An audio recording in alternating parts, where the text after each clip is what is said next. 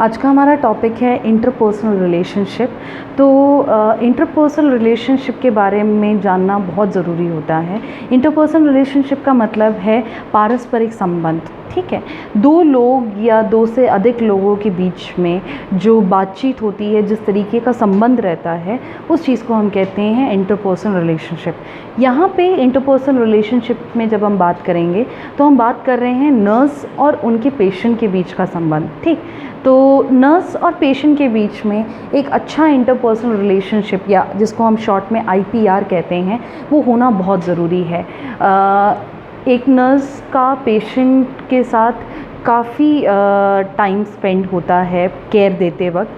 Patient को भी बहुत सारी चीज़ें होती हैं जो नर्स की फ़ॉलो करनी होती हैं या नर्स से अपने डाउट्स क्लियर करने होते हैं। तो जो नर्स बोलती हैं वो पेशेंट माने, और जो पेशेंट बोलते हैं वो नर्स समझ पाएँ। इसके लिए बहुत ज़्यादा ज़रूरी है कि उनका IPR क्या है, बहुत अच्छा होना चाहिए।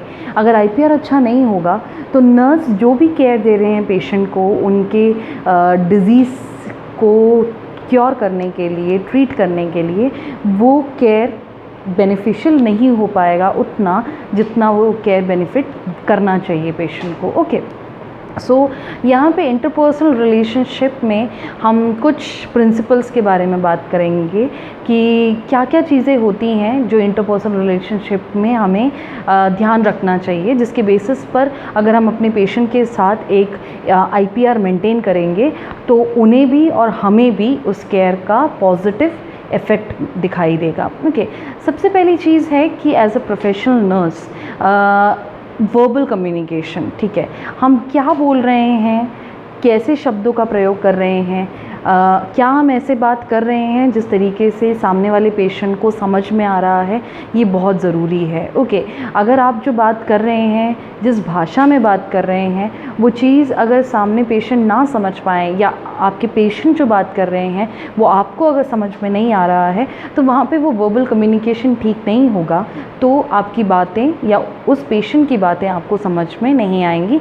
तो ऑटोमेटिकली रिलेशनशिप अच्छा नहीं रहेगा अगर वर्बल कम्युनिकेशन अच्छा नहीं होगा तो। ओके, इसी के साथ साथ सेकंड आता है non verbal communication. Non verbal communication मतलब ज़रूरी नहीं है कि आपके पेशेंट को कोई तकलीफ़ हो तो हमेशा वो आपको बोले तभी आपको समझ में आए।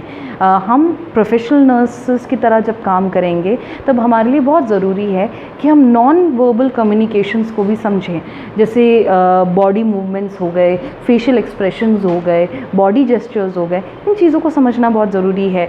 जिस तरीके से वो शायद बेड मतलब हॉस्पिटल में हैं, तो जिस तरीके से वो बैठे हैं, जिस तरीके से उनका चेहरा है, अगर बहुत ज़्यादा चेहरे पे शिकन है, बहुत ज़्यादा वो परेशान दिख रहे हैं, तो हमें समझना ज़रूरी है कि हमारे पेशेंट जो हैं वो किसी तरीके से परेशान हैं। हो सकता है कि वो हॉस्पिटल में या नर्सिंग केयर से खुश नहीं हैं, या फिर ऐसा भी हो सकता है कि उन्हें कुछ तकलीफ़ हो रही है, दर्द हो रहा है। तो हम जितनी जल्दी नॉन वर्बल कम्युनिकेशंस को अच्छे से समझ पाएंगे, उतना आसान होता है कि पेशेंट और हमारे बीच में एक अच्छी बॉन्डिंग बनेगी।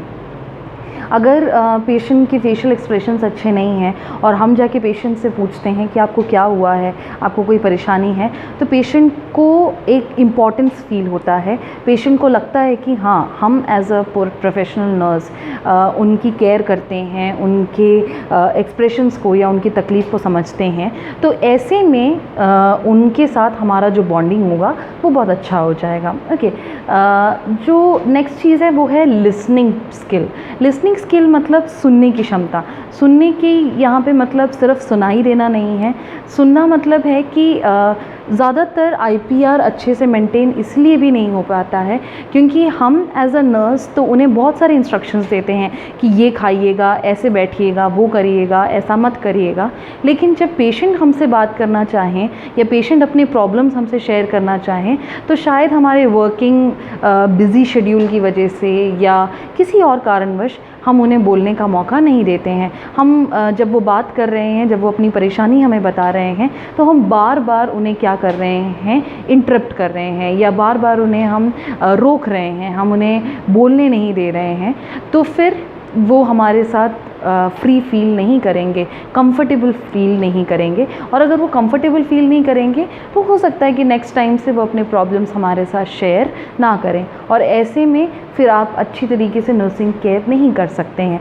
तो लिसनिंग स्किल मतलब सुनने की क्षमता, समझने की क्षमता होना बहुत ज़रूरी है नर्सेस को, ताकि वो अपने पेशेंट के साथ एक अच्छा IPR मेंटेन कर सकें। ओके, इसी के साथ साथ और भी चीज़ें हैं, जैसे उस व्यक्ति की रिस्पेक्ट करना। ठीक है, उस हर एक व्यक्ति अलग अलग है, ये समझना बहुत ज़रूरी है। हर एक व्यक्ति को उनके नाम से पुकारने की आदत डालना बहुत अच्छी बात होती है, ताकि हम उनके साथ एक अच्छा रिलेशनशिप मेंटेन कर पाएँ। हम उन्हें बेड नंबर्स से ना बुलाएं। अगर हम उन्हें नाम से संबोधित करते हैं तो उन्हें बहुत अच्छा फील होता है। ओके, रिस्पेक्ट के साथ हम उनसे बात करें, हम उनके किसी भी फीलिंग्स को हर्ट ना करें, जैसे उनके धर्म से रिलेटेड हम कोई टिप्पणियाँ ना करें। अगर वो कोई पर्टिकुलर टाइप का खाना नहीं खाते हैं तो हम उन्हें ये ज़बरदस्ती खिलाने की कोशिश ना करें। हम उस चीज़ के लिए उनसे कुछ गलत ना बोलें जिस वजह से उनके सेंटिमेंट्स को हानि ना पहुँचे। ठीक है, ये चीज़ बहुत ज़रूरी है, रिस्पेक्ट बहुत ज़रूरी होता है। ओके, ऑनेस्ट होना बहुत ज़रूरी है IPR मेंटेन करके रखने के लिए। ऑनेस्ट होने का मतलब है कि अगर हमसे कोई गलती हो गई है या हम कोई चीज़ उनके लिए टाइम पे नहीं कर पाए हैं, एक बार वो हमसे बोल चुके हैं कि उन्हें कोई परेशानी है, उन्हें किसी चीज़ की आवश्यकता है, और हम अगर नहीं वो कर पाए हैं हमारे बिज़ी शेड्यूल की वजह से, तो दूसरी बार या तीसरी बार जब वो हमसे बोलें या वो अपने अटेंडर्स से हमें बुलवाएं, तो हम उन्हें गुस्से में रिप्लाई करने की जगह अगर हम उनसे ऑनेस्टली या हम ये मान लें कि हमारी गलती है, हमारी गलती की वजह से हम नहीं कर पाए हैं, क्षमा मांग लें, या हम उन्हें बताएं कि अच्छा मेरे पास ये बहुत काम था इसलिए मुझे याद नहीं रहा, मैं अभी आपकी ये चीज़ कर देती हूँ, तो उन्हें अच्छा फ़ील होगा। अगर आप अपनी सिचुएशन एक सच्चाई से, ऑनेस्ट तरीके से आप उन्हें बताएंगे तो वो भी आपके साथ कोऑपरेट करेंगे। नेक्स्ट टाइम जब भी उन्हें कोई प्रॉब्लम होगी तो वो समझेंगे कि आप भी बिज़ी हैं, आपके पास भी और पेशेंट्स हैं, तो वो आपके साथ कोऑपरेट करेंगे और आपके पेशेंट के बीच में एक अच्छा IPR मेंटेन रहेगा। ओके,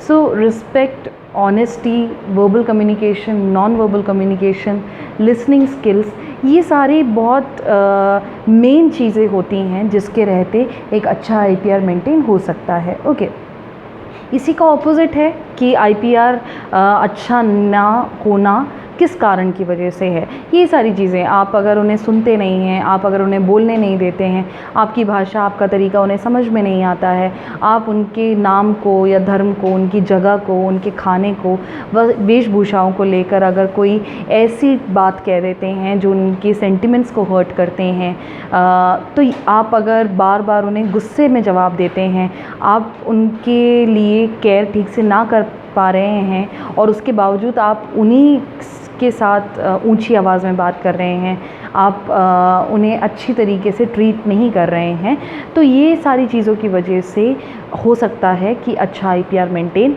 ना हो। तो आज हमने इस सेशन में IPR क्या होता है, IPR एक अच्छी तरीके से कैसे बनाया जा सकता है और क्या कारण है जिस वजह से अच्छा IPR मेंटेन नहीं हो पाता, इस बारे में सीखा। तो आई होप कि आपको समझ में आया होगा। अगर आपको कोई भी डाउट है तो आप पूछ सकते हैं। Thank you.